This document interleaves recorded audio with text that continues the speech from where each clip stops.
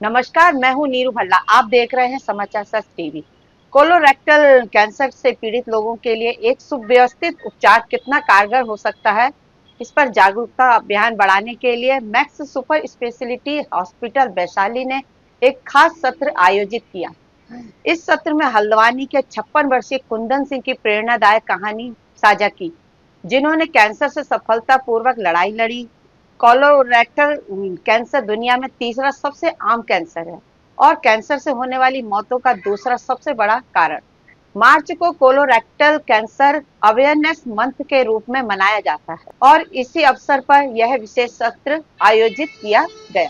हल्द्वानी के रहने वाले कुंदन सिंह को जब स्टेज 2 कोलोरेक्टल कैंसर का पता चला तो वह घबरा गए थे, लेकिन डॉक्टरों की विशेषज्ञता और सही समय पर इलाज से वह पूरी तरह ठीक हो गए। कुंदन सिंह का कहना है कि उन्हें कैंसर हुआ तो मैंने कभी नहीं सोचा था कि मैं दोबारा सामान्य जीवन जी पाऊंगा, लेकिन सही इलाज और डॉक्टरों की मेहनत की बदौलत आज मैं पूरी तरह स्वस्थ हूँ। आइए जानते हैं इस दौरान max super speciality hospital Vaishali के सर्जिकल ऑन्कोलॉजी विभाग के सीनियर डायरेक्टर डॉक्टर विवेक मंगला ने क्या कहा। कोलोरेक्टल कैंसर व्यक्ति की बड़ी आंत में होने वाला एक कैंसर है। पहले ज़माने में जब हमारा ट्रेडिशनल लाइफस्टाइल था तब ये कम देखा जाता, बट धीरे धीरे जैसे अब हम देख रहे हैं इस कैंसर का जो इंसिडेंस है वो धीरे धीरे समय के साथ बढ़ रहा है। एक जो दुर्भाग्यवश एक चीज़ देखने में आ रही है, आजकल ये यंगर पेशेंट्स में भी देखा जा रहा है। इवन 30 मैंने जो यंगेस्ट पेशेंट ट्रीट किए हैं वो एक 13 साल की लड़की थी जिनको हमने कोलोरेक्टल कैंसर के लिए ट्रीट किया। तो ये कैंसर डेफिनेटली आज के दिन पहले के ज़माने के मुकाबले में काफ़ी कॉमनली देखा जा रहा है। सर बताइए किस तरीके से प्रिकॉशन ले सकते हैं और क्या कुछ इसकी है। इस कैंसर के बचाव की अगर हम बात करते हैं तो इसमें 2-3 चीज़ों का बहुत अहम रोल है। पहली चीज़ लाइफस्टाइल, खाने पीने का ध्यान किया जाए, मोटापा अवॉइड किया जाए, घी तेल मीठा बहुत अधिक नहीं लिया जाए, रेड मीट्स यानी लाल मांस को अवॉइड किया जाए, ये बहुत ही ज़रूरी है। उसके साथ साथ इस कैंसर में जो प्रिवेंशन की अगर हम बात करें तो ये कैंसर होने से पहले बड़ी आंत में पॉलिप की स्टेज रहती है। अगर कोलोनोस्कोपी करके ये पॉलिप निकाल दिया जाता है, जिसको पॉलिपेक्टमी बोलते हैं, तो आप कैंसर को प्रिवेंट कर सकते हैं। तो जो ये कैंसर है उसके प्रिवेंशन में लाइफस्टाइल और जो जांच है कोलोनोस्कोपी की, जो वेस्टर्न वर्ल्ड में काफ़ी स्क्रीनिंग के तरीके से भी कराई जाती है, इंडिया में स्क्रीनिंग सिर्फ उस व्यक्ति को रिकमेंडेड है जिसको या तो अल्सरेटिव कोलाइटिस नाम से एक बीमारी होती है वहाँ है, या किसी व्यक्ति को किसी कारण से परिवार में किसी को कैंसर होने से उसकी वजह से रिस्क अधिक है इस कैंसर का। सर अगर हम बात करें उत्तराखंड के लिहाज से तो किस तरीके से यहाँ के जो पेशेंट आपने आज पिथौरागढ़ के एक पेशेंट को ज़िंदगी दी है, तो कैसी इनकी स्टोरी थी, क्या कुछ था और कैसे फिर आम लोगों से आप कहना चाह रहे हैं। जो आज हमारे साथ पेशेंट आए हुए हैं और उसके साथ हमारे और भी पेशेंट जो ऑडियंस में बैठे हुए हैं, बड़ी आंत का कैंसर था कुंदन सिंह जी को, और उसके बाद इनको शुरुआत में लक्षण में मोशन में ब्लड आना, मोशन बार बार आना ऐसे हुआ।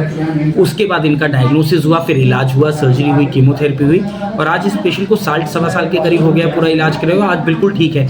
ऐसे ही सिर्फ यही नहीं, ऐसे ही बहुत सारे हमारे पेशेंट्स हैं जो इस एरिया से हैं, जो कुछ आज यहाँ पे आए भी हुए हैं, कुछ किसी कारण से आज नहीं आ पाए हैं, उनका भी कोलोरेक्टल यानी बड़ी आंत का कैंसर का इलाज किया गया है। ये बीमारी उत्तराखंड में काफ़ी कॉमनली देखी जा रही है, मुझे नहीं मालूम क्यों, लेकिन इसकी वजह से और धीरे धीरे जैसे जागरूकता बढ़ रही है तो हम ये भी देख रहे हैं कि पेशेंट थोड़ा अर्ली स्टेज में भी आजकल आने जाएं। जैसे हमारे साथ एक पेशेंट आज आई हुई है जिनका सिर्फ सर्जरी से इलाज हुआ, जिनको कीमोथेरेपी की जरूरत ही नहीं पड़ी। तो कैंसर को, बीमारी को समय से जाँच करना बहुत ज़रूरी है। तो सर ये जो आप कोलोरेक्टल कैंसर के उपचार के लिए कौन कौन से आधुनिक तरीके अपना रहे हैं। आजकल अगर हम आधुनिक तरीकों की बात करते हैं तो सबसे पहला तो कोलोनोस्कोपी में पॉलिप निकाल देना कैंसर से पहले वाली स्टेज में। उसके आगे चलते हैं सर्जरी की अगर बात करते हैं तो पहले पूरा कट लगाकर, बड़ा चीरा लगाकर सर्जरी की जाती थी। पेशेंट को दर्द रहता था, जख्म में इन्फेक्शन, हर्निया, रिकवरी करते करते 4 हफ्ते करीब लग जाते थे।